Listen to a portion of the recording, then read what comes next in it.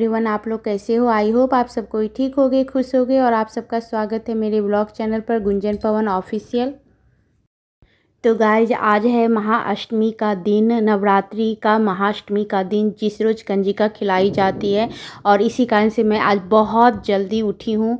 और यहाँ मैं सबसे पहले मैं किचन की सफाई की हूँ, सारा कुछ फिर से मैंने साफ़ किया, साफ़ सफाई की किचन का अच्छे ढंग से। मैंने डीपली किचन की सफाई की। उसके बाद मैं प्रिया पीहू को उठा दी कि प्रिया पीहू तुम लोग भी उठ जाओ, जल्दी से नहा धो लो, आज पूजा की जाएगी। तुम लोग भी पूजा मतलब रोज़ तो पूजा कर ही रही थी, लेकिन आज जल्दी से तुम लोग भी पूजा कर लो। और साथ में मुझे कंजिका के रूप में प्रिया पीहू की भी पूजा करनी थी, इसलिए मैंने बोला जल्दी से नहा धो लो। और यहाँ प्रिया उठकर बोली मम्मा मैं आप लोगों के लिए चाय बना देती हूँ। तो मैंने बोला चलो ठीक है, बना लो। तो यहाँ प्रिया चाय बना रही है और उधर मैं भगवान की मंदिर की साफ़ सफाई कर रही हूँ।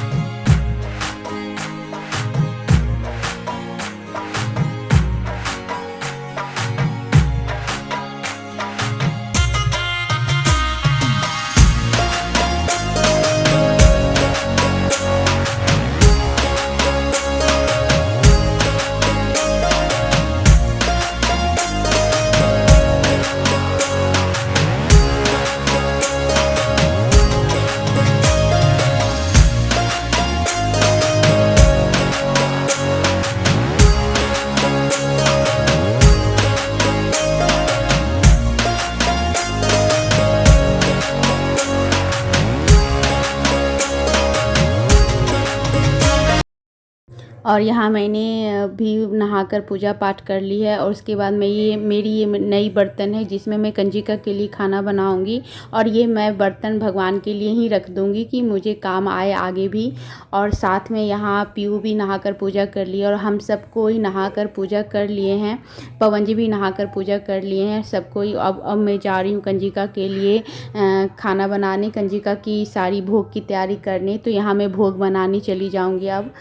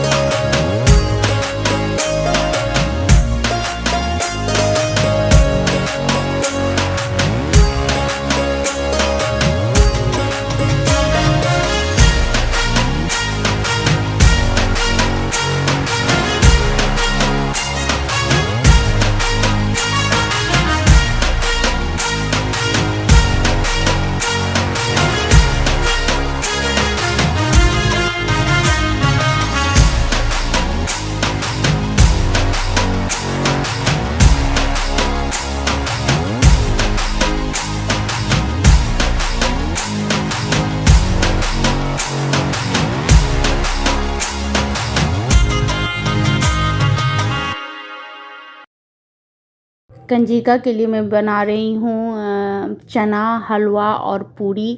यही यहाँ दी जाती है। यहाँ बोला जाता है कि दुर्गा माँ का सबसे प्रिय भोजन है और चना माता को बहुत पसंद है, हलवा पूरी साथ में बहुत पसंद है उनको, तो इसलिए यहाँ चना, हलवा, पूरी दी जाती है।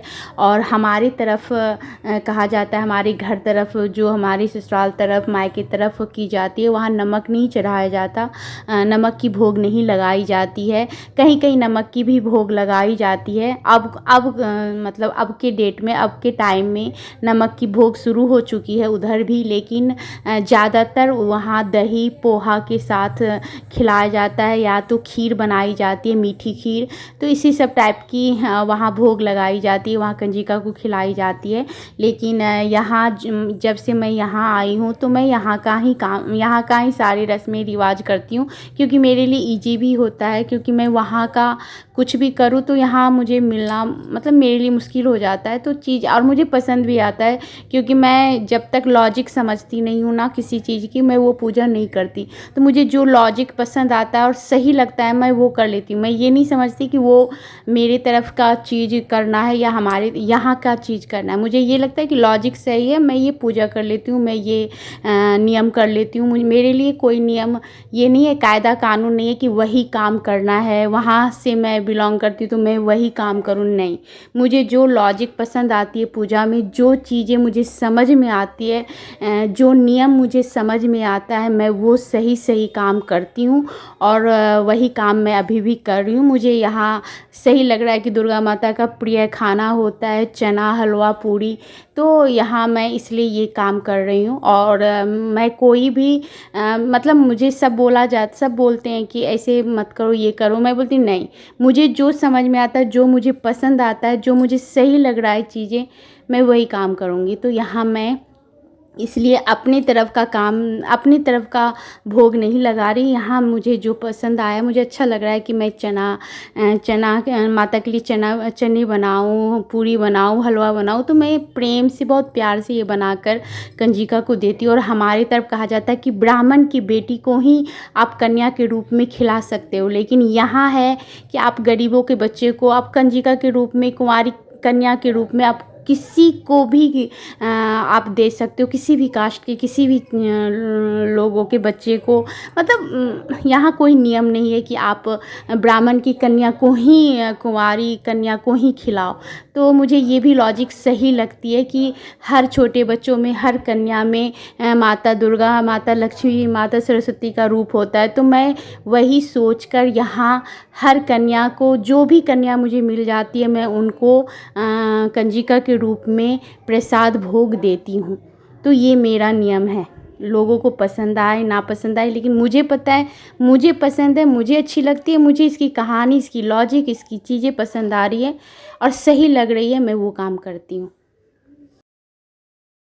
और मेरे घर और हमारी तरफ ये भी कहा जाता है कि अपने घर की बेटियों को आप नहीं खिला सकते कन्या के रूप में, आप दूसरे की बेटी को खिला सकते हो। लेकिन यहाँ मैं सबसे पहले मैं अपनी बेटियों को कन्या के रूप में प्रसाद भोग दूंगी, क्योंकि ये मेरी बेटियाँ मेरे लिए लक्ष्मी, दुर्गा, सरस्वती हैं। तो मैं सबसे पहले उनको पूजूंगी, तब जाके मैं बाहर के कन्या को पूजूंगी। तो पहले मेरे लिए दुर्गा माता मेरी दोनों बेटियां हैं, तो मैं यहाँ अपनी दोनों बेटियों को सबसे पहले पूजती हूँ, सबसे पहले भोग लगाती हूँ। उसके बाद मैं जाकर बाहर जाकर देती हूँ दूसरी कन्या को भोग और प्रसाद।